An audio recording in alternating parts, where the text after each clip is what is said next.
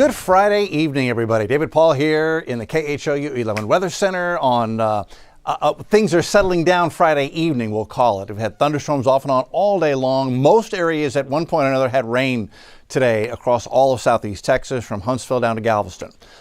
Things are still raining on the coast. That should settle tomorrow. We will bring a rain chance, but maybe not as high as we've seen the past couple of days. We'll talk about the weekend forecast. We're going to talk about this cold front. A strong August cold front is forecast to push across the eastern half of the country.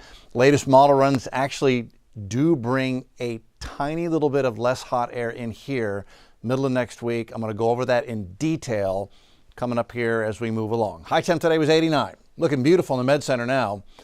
That high of 89 came at Bush at 1:10 p.m. Then rain and thunder moved in and knocked the temp back down. 95 is normal for a high temp this time of the year. 106 is the record set during that summer, that incredible summer of 1980. I'll never forget it. I was a kid helping my dad build an irrigation system at this little piece of land he had. Oh, it was horrible. Just out in the sun all day, cracks in the ground. I'd never seen him like that before. It was just amazing to be a kid and kind of experience that drought. Record low is 64, set back in 1976. I remember the 1970s here in Houston. That was an unusually cool decade for the U.S., the Northern Hemisphere, and for Houston. I remember walking to school to Ponderosa Elementary so many mornings in the 70s, just being frozen by the time I got to school with little puddles frozen in the morning. Okay, Hobby 81, Bush 85, Tomball's 83, Sugarland's 87. It's a relatively mild summer afternoon. Rain cooled air. We had rain across the area during the day today. We still have rain across Brazoria, Matagorda County getting some rain, and then Galveston County getting rain. So is the Bay, but things are settling down big time. This is mostly light to moderate rain. So there is a flood advisory until 6:45 inside the outlined green area where we had just heavy rain dumping from League City, NASA Clear Lake, San Leon, almost to Texas City, including a little bit of northern Texas City. So high water spots are lingering here, but they're going down. It's just the primary drainage got a little bit overwhelmed by the heavy rain, which is now settling. But all the way from League City, NASA, all the way through Alvin, all the way to 288. This area just absolutely got pounded with rain and thunder. Again, it's letting up now. Bonnie, drippy weather right now. Alvin, drippy, a little bit of rain left over. But things will settle down, continue to settle down over the next hour or so. And I think most of that's going to come to an end pretty quickly. Galveston, y'all had a downpour. That is now moving off the coast and settling. Still rainy, though. Heavier rain down toward the eastern tip of the island, down there at the ferry landing. And then we are watching Matagorda Bay. Pretty good thunderstorm here. Sea drift. About to cross the bay here. That's a strong thunderstorm. So there's a flood advisory here again for low-lying spots, getting a few high water spots. Victoria now getting in on a good thunderstorm this evening as the atmosphere has remained unstable today with an upper level low sitting overhead. So anytime we had some heat, you had a chance for a thunderstorm to feed on that heat and fire off. Future track is interesting. This is midnight tonight. Settling down inland, keeping a chance for a stray shower on the coast. And watch what happens 2, 3, 4, 5, 6, 7 a.m. Rain and some thunderstorms forecast by our latest model run here, 7 a.m. And I think that's likely to verify. What I'm not convinced is that what the modeling is showing for the afternoon is going to verify, because the afternoon run or the forecast time period for going into Saturday, 2 o'clock to 4 o'clock, really doesn't show much in the way of inland showers. That's 2 o'clock. We'll take it into 3, 4, 4:30. Yeah, some isolated showers and thunder showers popping on the modeling. I think it might be underdoing the coverage. I think at least a 40%, maybe a 50 or 60% coverage is what we'll end up with on Saturdays. I'd plan on a thunder shower, and then if you don't get hit by a thunder shower and you got outside stuff to do, consider yourself lucky. Perhaps you're putting together an irrigation system. In the tropics, what was Erin is now remnants of Erin. It's no longer a tropical low. It is an extratropical low, losing its tropical characteristics. Still low pressure area zipping off toward Great Britain. Little wave here. Hurricane Center gives a 90% chance for development. What there is of it moving north will not impact the United States. And if it does develop, it should be weak, bring a breezy, rainy couple of days to Bermuda. That'll be about it.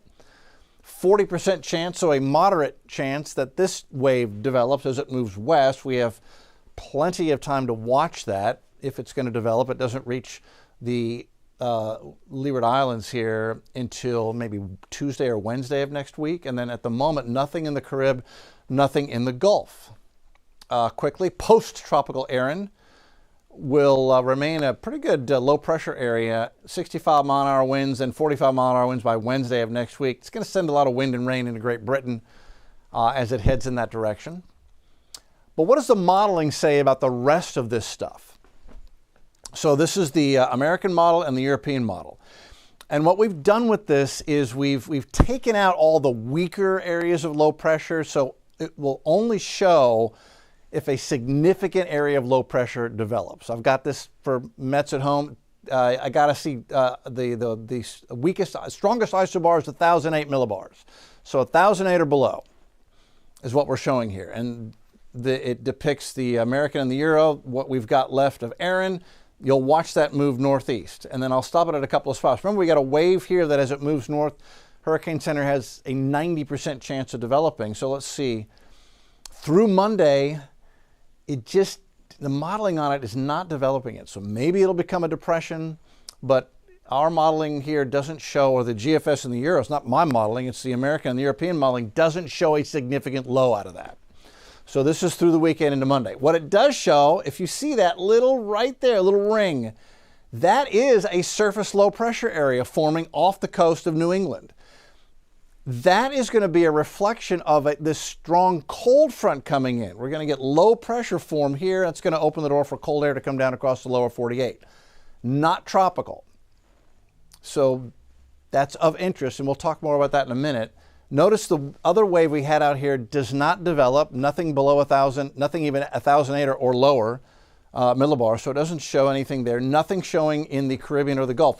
We'll play this out even further Tuesday, Wednesday, Thursday, Friday, Saturday.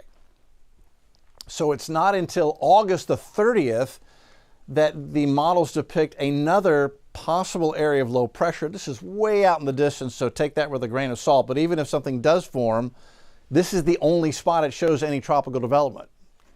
And that may end up being a non-tropical low. It shows nothing forming in the open Atlantic, the Caribbean, or the Gulf.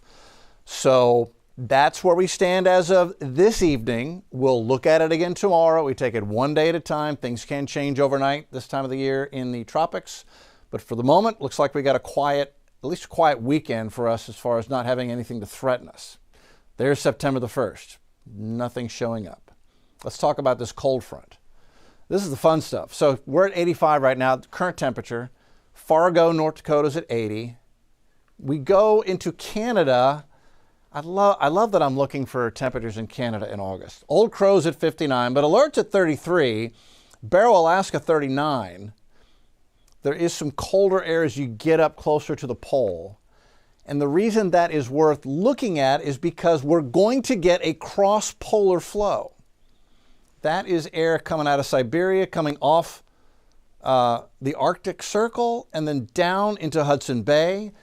And then we get this dip in the jet, and that allows the cold air in Hudson Bay to come further south. We usually get this in the fall and winter, this setup, but it's happening in August.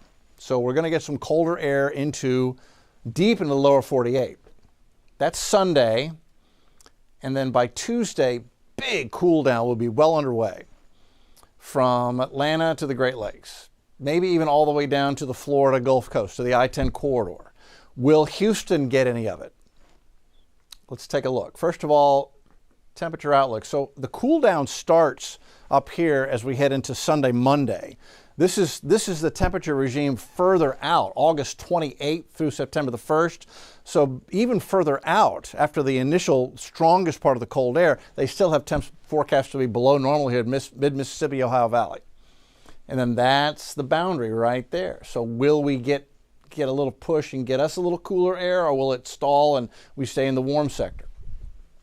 This is the surface wind map for Tuesday, August 26th, next Tuesday, and it does show Dallas getting the cooler flow. Cooler flow, look at that north wind from Atlanta all the way down to the coast of Florida. We're right on the borderline here in Houston. What does that mean temperature-wise? Here's the bottom line. Monday afternoon high temperatures. Springfield's forecasting 58. I'm not even sure I'll buy that. But Indianapolis 69, St. Louis 75, you bet. They're going to be comfortable, very comfortable. This is August, remember. So that's way below normal for them in August. Dallas still goes to 103 on Monday. We go to 95, Shreveport at 99. Tuesday's more interesting. These are high temps again next Tuesday. Houston 96, okay, that's normal. Dallas a high of 71, way below normal. Shreveport a high of 68. Jackson, Mississippi a high of 64. Birmingham, Alabama a high of 61. Atlanta, Georgia in August a high of 63. Yes, that would be very, very unusual, and that's what the models are suggesting. Now, that's Tuesday afternoon. Wednesday, high of 86. That's what models say here. Maybe we get a little bit of that less hot air. That may be more rain-cooled air than anything else.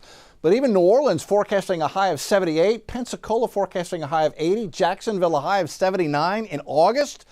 Very unusual. So this is going to be a weird cold snap across the eastern half of the country as we head into next week, and kind of fun to watch play out.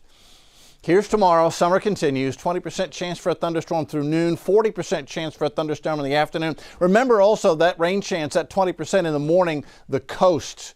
You know, you'll have a little higher rain chance than the rest of us, so say the models. The extended forecast, 20% chance on Sunday, 20% chance on Monday, 96. Tuesday and Wednesday, that's as the front's getting close. I think it raises rain chances at least to 40 and 60% Tuesday, Wednesday next week. I'm willing to go 88 on Wednesday. We'll see. We may end up cooler than that if we do indeed get a frontal passage and get a little bit of a northeast breeze. That would be nice if that were to happen. Otherwise, we stay with the daily rain chance, especially middle of the week, with that front getting close next week. A lot going on.